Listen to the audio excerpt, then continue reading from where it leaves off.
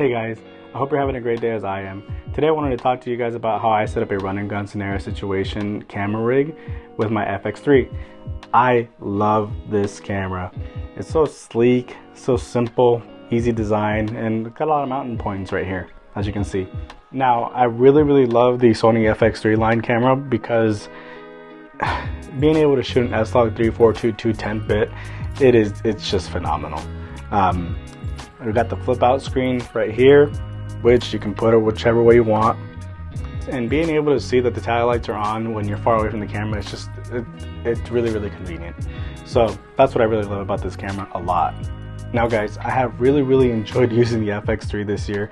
I just got it this year, and it's been a phenomenal camera. Being able to shoot an S-Log 3 10-bit 422 has just been surreal for my color grading process, because I'm able to expand those colors, right? But that's a different topic for a different video. The lens that I like to use for my run and gun scenario is my 24-70 GM Mark II lens. This bad boy has saved my butt so many times, and it's really convenient because you're at a wide focal length and then you are at a tight focal length, and this allows you to not have to switch from prime to prime to prime, even though primes are better in some case scenarios. But for wedding days where everything's moving so fast, this 24-70 comes in clutch. Trust me on that. So first off, we're gonna add this cage right here to the body. This cage right here is from Tilta, and I really like it because you have this hand grip right over here, which when everything is built, it really comes in handy. No pun intended. And then with this comes this piece that goes up on the top, and that takes away from, you know, the original XLR handle that we have that comes with the camera. But it's okay because you can just mount it right on top right here, so that's fine. Another cool thing about this cage is it's a full cage, but it could also transform into a half cage if you'd like, just by unscrewing these little doodads right here and right here, and it will slap right over here on this side, making it a half cage. Well, I really like that about this cage. Let's start putting this bad boy together. As you can see, we're gonna go right in here, and then we got 3 screws that we gotta do. We gotta do this one right here, and we gotta do this one right over here, and of course we gotta do the bottom one down here. So here's those bad boys, and I believe they're a 1/4 inch screw. There's one right there, and then here's 2 right over here on the left side, like I told you. There's that one, 2 on the side, and then now we got the bottom one to do. Bottom was always the hardest one for some reason. Alright, there we go. So there is a full cage for us. And again, grip, make sure you never fall off. Next thing we gotta do is put on our lens. You don't have to do it in my order. Everybody's got their own way of doing it, so this is just how I do it. So we're gonna go ahead and start by taking off the lid. Ooh, and just to, you know, not give anybody anxiety, I'm gonna flip this bad boy around so we can avoid any dust getting inside of that sensor.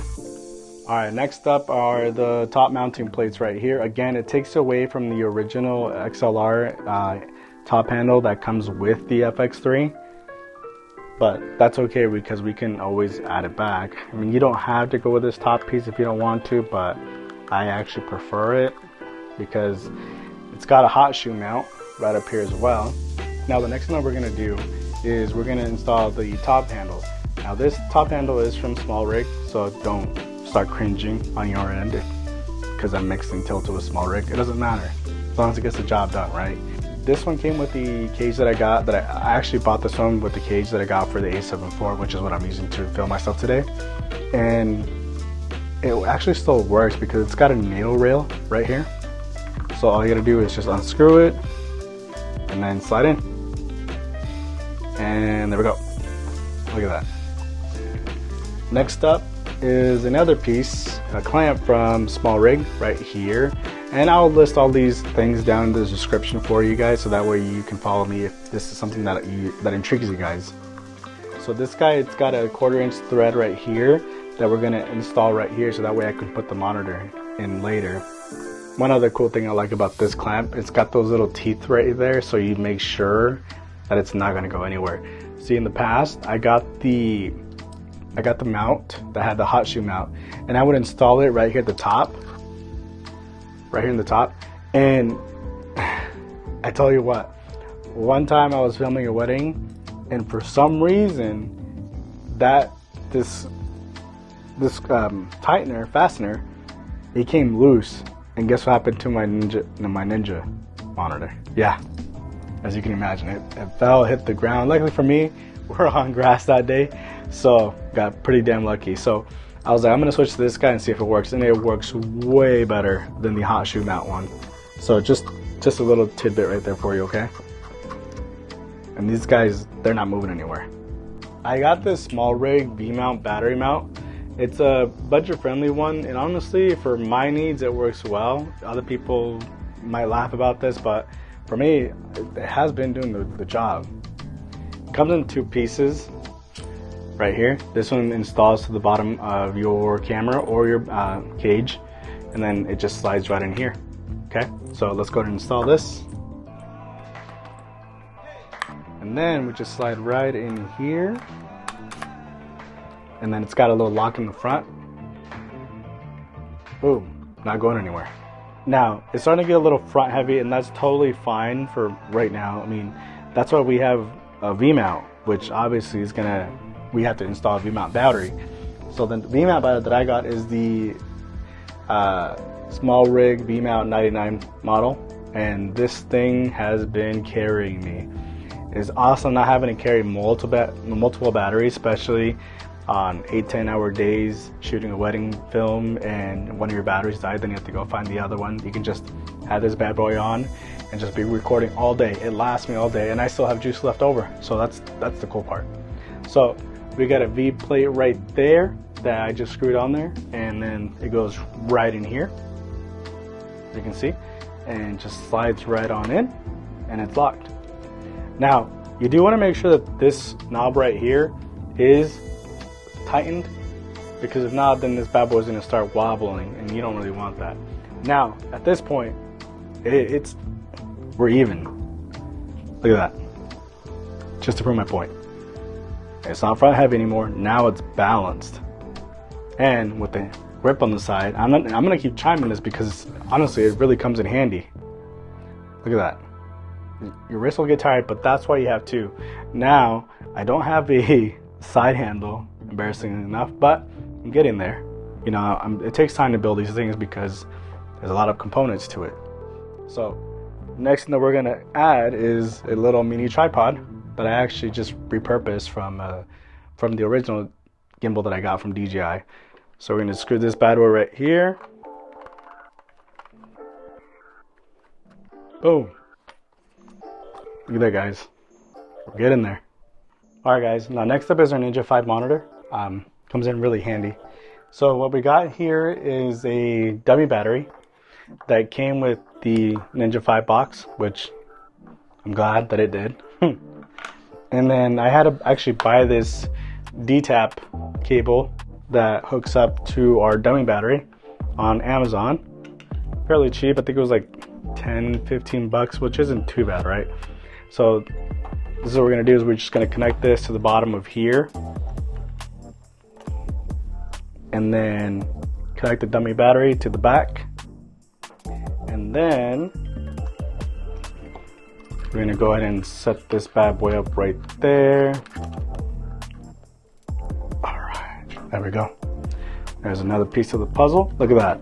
I did want to mention that this little mount right here, you can tighten it or loosen it, so you know it makes it easier for you to be able to flip up and down your monitor. I like it somewhat tight, so we don't have any problems later. Now, the D-tap right over here will connect to this side of your V-mount battery. There we go. Right there. Plus to plus, minus to minus. Don't forget. So now we're going to set up our HDMI cable. We're going to connect it over here on the FX3 and connect it to the in on the Ninja 5. And then we're going to power this bad boy on. As you can see, you got the little tally light right there. Now that we got this together, our next step is to take off the lens hood right here. And these are some rings from Small Rig because I got a matte box as well. The matte box comes in really handy to stop in those unnecessary glares that you don't want. So that's what we set up next. So we're gonna go ahead and screw this bad boy on right here. And then we're gonna take our matte box right here. Now, after installing the 82mm ring and before installing the matte box, I actually, in the summer days, I actually have a Peter McKinnon variable ND filter 6.9 stop. And this bad boy has come in extremely handy, especially on those hot summer days where you just getting blasted by that shiny sun all day. What I do after I've set this ring up is I actually pop off this thing this lid that we have right here, rubber lid. Right, and we all have our ways of doing things, so don't judge me for mine. So it pops off, it's really cool, but that's not what I'm talking about. So now we're gonna unscrew this side real quick. And then we're just gonna screw that in there. All right, so here's something really cool. So if you opt to not use this bad boy and you just want to use this little rubber hood right here, or rubber cover, is really awesome because you just pop it on right there. See, now we're just really tight and it ain't going anywhere. And then when you're ready to use it again, so there's a lot of dust flying out in the air during the day, right? So what we do is pop it off, pop it on. So again, you don't have to have this rubber stop thing if you don't want to. You can just opt out and use the matte box right here. And then we're just gonna apply it to the top and then screw it on. And again, you don't have to use the hood, right? So let me just tighten this or loosen it up real quick. And then you can have it flapped up or even down at an angle and tighten it. I forgot to mention one thing. You're probably wondering how I'm able to power my FX3 all day, right? Well, here's the cool thing. So the FX3 is powered by USB-C, right? So here's the USB-C, and all we're gonna do is we're gonna connect it right here to the USB-C port on our FX3. And the V99 battery actually has a USB plug-in as well on top of a TDAP battery connection and a USB-C, and it's also got a USB-C-A port as well. Here you have it, and you can see there's a little orange light right there telling that it's being powered on right now. So that also lasts all day. So with Ninja V and then the battery right here for the FX3, this does last all day, and you still have some battery life left over at the end of the day. There's a little hot shoe mount right here on the FX3 on the left hand side where you can connect your shotgun mic if you have a spot for it. Now this is just one option that I use, but there's other ones that we can use, right? And then we just connect it to the 3.5mm jack over here on the left hand side as well. So that's pretty cool part about my run and gun situation here for a wedding day or a corporate event.